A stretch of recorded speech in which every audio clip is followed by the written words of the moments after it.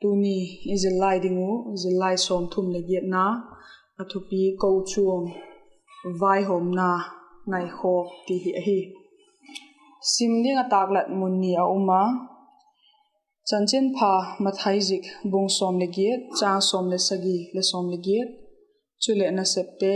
bung som le nga chang go kapat som le khat chan ti alasim masahitiu chanchen pha mathai zik bung som le giat chang som le sagi le som le giat chuti ahun ngai sak diak lo chun lo thu chu ko chuam atutin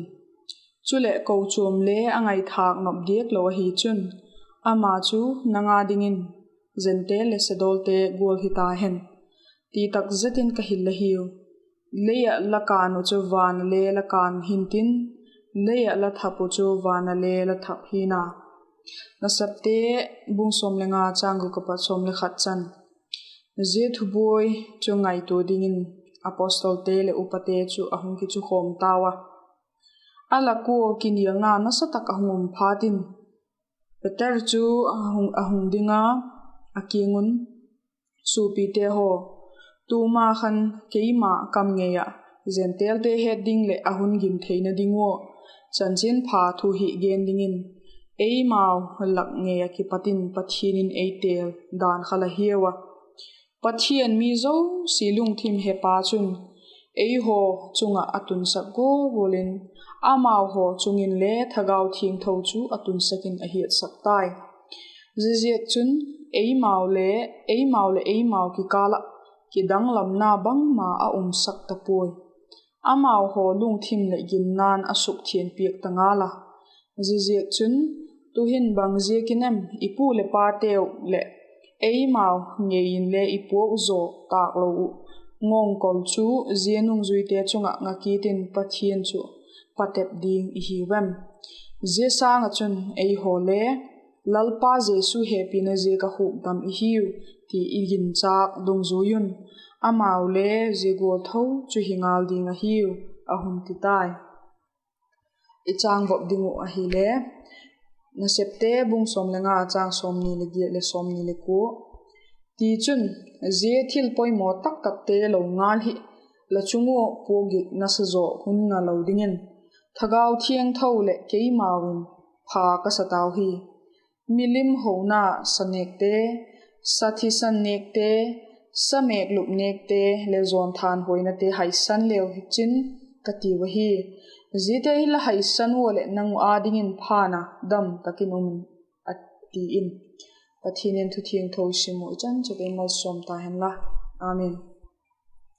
hovel ahin ko chom pol chom uma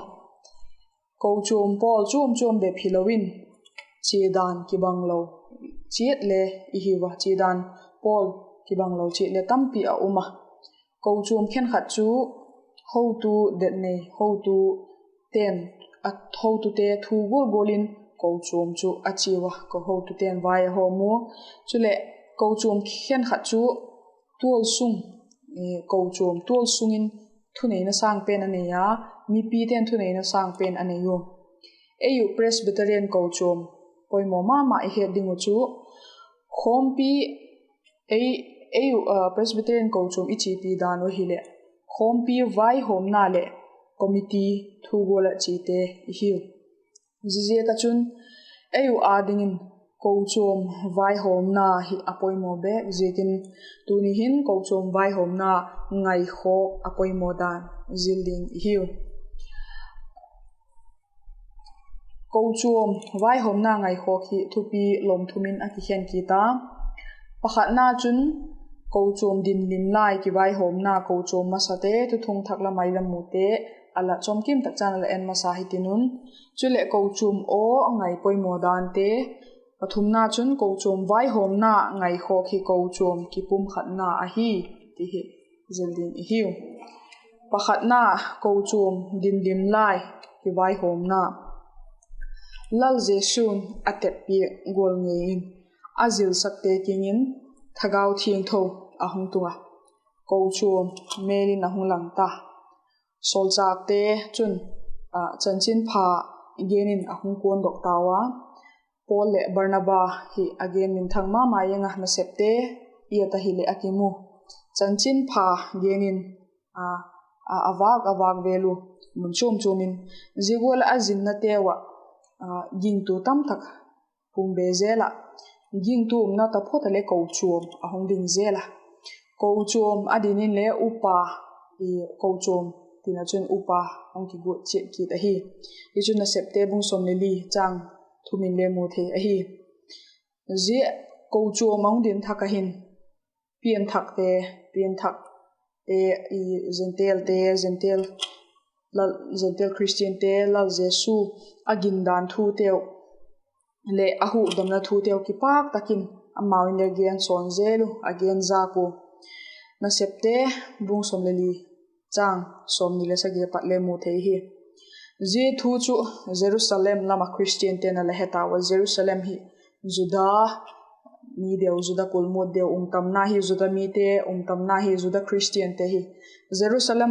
Christian te na hi phatun Antioch hi le khopi deu zentel deu Christian ala tamlo a hi zika chanchin phaji ka alagen zika zentel Christian tam tak thaka hi khopi mun deu hi Antioch kha zentel tam namun zi chun awachiwa Jerusalem Christian te jo achiwa zentel ging tu te kinga chun mosi dan gola atan lo le hukdam hi thei po naw ti te in thilza chom in boina awasimu je boina je ka chun Jerusalem hompi ko ngai kholo hilta a hi Jerusalem chun hompi chu hung ko tawa vai hom palai te chu sol chak te le upate a hiu athu angai tu uchu zentel te zektan thu le mosi dan zom dingin aphotin ten teu chu a hi hompi vai hom na achu Jesu su pipa Jacobin akai hoya nasa taka kinil na nungin thupu na fel tak ahung nei tawa je thupu na chu dana chang vo pela sim ta ko kha athupu nau tihin abul thagau thiang tho le ke mau in pha kasak danu hi tin thua panun athua panu thupu na bolding le boloding te ahung gen tawa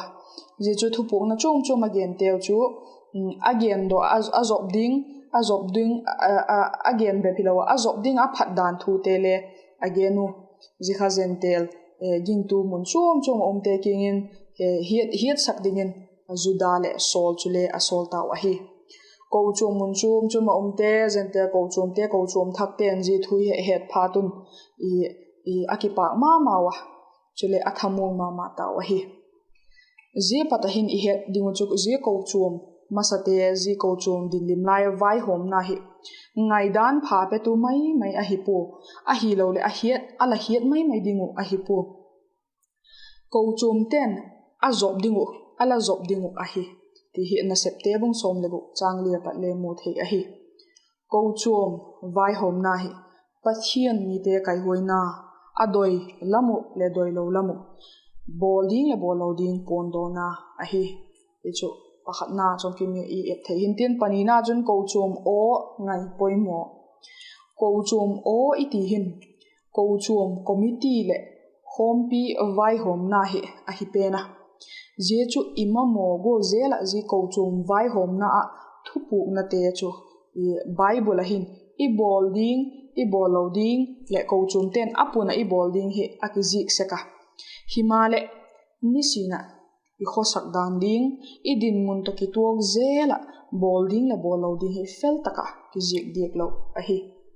zik chun khovel changkang to zela hin i khosak dan le heidan lam angai seka i hun tu gol zela pathian puina hi theina dingo le pathian le a ko choma pat i wak manglo na dingo le ama doilam a hin hu i ma theina dingo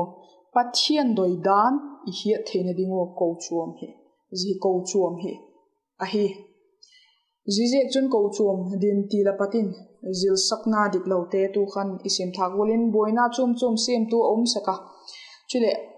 ki tu lo na te le zil sakna dik lo hi ko chum te hi boy jing seka hi zigol zil sakna dik lo chu ko chum ten a hi theina pe nu chu ko chum ki vai hom na apata hi câu chum o ngai kho ka zom tu te lamjang takin ading dok seku ahi zigol chun pathinin a câu chum hi ami te mangchain apui hoi sek zekin câu chum o chu pathin o hi alati seku ahi câu chum pui tu ten pathian dong jing ko ma chin thei taka vai hom naw chu malaya patuni ti hin pathin ami te pui hoinan amanga khovel hin câu chum ten ma son zelin pathin gam alien zel ahi himale tulain câu chum vai hom na hi pathin o gola ngai lo pom nom lo le kilang ha tam tak hi a uma eima doidan le ngai dan a hi lo chun gen che jing le hok satalo le tam taki umta a hi khom pi le committee in pha pen dinga a vai hom naw a pom mai hi câu chum te a dingin a big pen a hi câu chum vai hom na lulna hetu te le ngai poimo tu te chun câu chum le khom pi hi angai dan lo gol thupu na sinin le pathian doidan zok hi na tin câu chum o chu pom thiam se ko hi a pom thiam se ko ji chu lowin sem pi ting dingin phachuam ngai takin sem pan ngal se ko hi pathum na chun câu chum vai hom na ngai kho ki câu chum ki pum khat na a hi câu chum hin mizi ki banglo tak tak le din mun ki banglo tak tak hi yumu ki loi khomu I thagaw lam din mun na tin le ki banglo ki bang sok lo a hi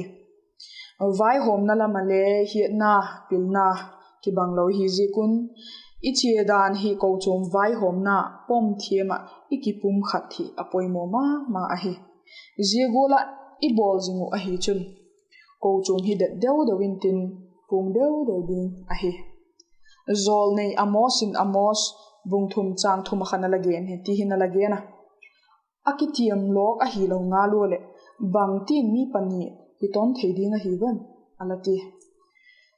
zeti gola chun ki pum khat na le ki lem na chu mimal doidan le phasak dan taisan ngam na apathin hung piang sek a hi Presbyterian câu chum hi khom pia ki kan khom vai hom khom thu khata ding ki pum khat na phatak nein ki thutuak takin lalna isem khom a hi ki pum khat na hi lal jesun angai poimo ma a khovel a po sanding ko na le a je sakte a pa chop pi ka khan le pa thing tho eitani pum khat i hi golin amaule pum khat a hi thein dingun nangin ke le pi te ho hi laminin vok phan ki ala pa chopa zohan bung som le sagi chang som le khata patin mu theya tin alap adot pi a hi je ko chum ki pum khat vok hing jing ding je ko chum hi ki pum khat theina dinga ki I vok hing jing ding chun mani doi dan te phasak dan sangin I câu chum hem khom pi hem vai hom na a hi chun câu chum pum pi ho pa I phat na ding mo pathian lem go le doi dan ngaya I pom mai hi lal je su doi dana ki pum khat na ding u a hi lung thim le thagawa ki pum khat na phatak nia câu chum te I sep khom na wa hin I changa I bol theilo ding tam tak ichanga I bol thelo te ji câu chum hi nawin lok zo le na sa zo hop lian zo in isem khom theiwo ji hi alul ma a hi lal na isapu hi tam tak hi I vei bek lo thil te I ngai poimo bek lo thil te le theina ma le câu chum vai hom nan bolding ati te thanum tak le tom ngai tak mai in isem khomu lotina tam tak imu teu hi pathian lo pina a hi malamale lal na sa jose ma isep thena dingun câu chum ki pum khat na le ki thutuak naw vop hing jing dinga câu chum vai hom na ngai khok deu hi apoimo ma hi e chotuni izilai izil theu hintin gen khom ding pani a uma pakhat na chun câu chum te ki pum khat na apoimo dan gen khom hitiu pani na chun ko chum vai hom na ngai poi mo lowa ji ko chum vai hom na ngai poi mo lowa a khok dan e suksiet thei thil te gen khom hi tiu ti hi ji ju gen khom ding pani tak lat hin tin ka ki pa ke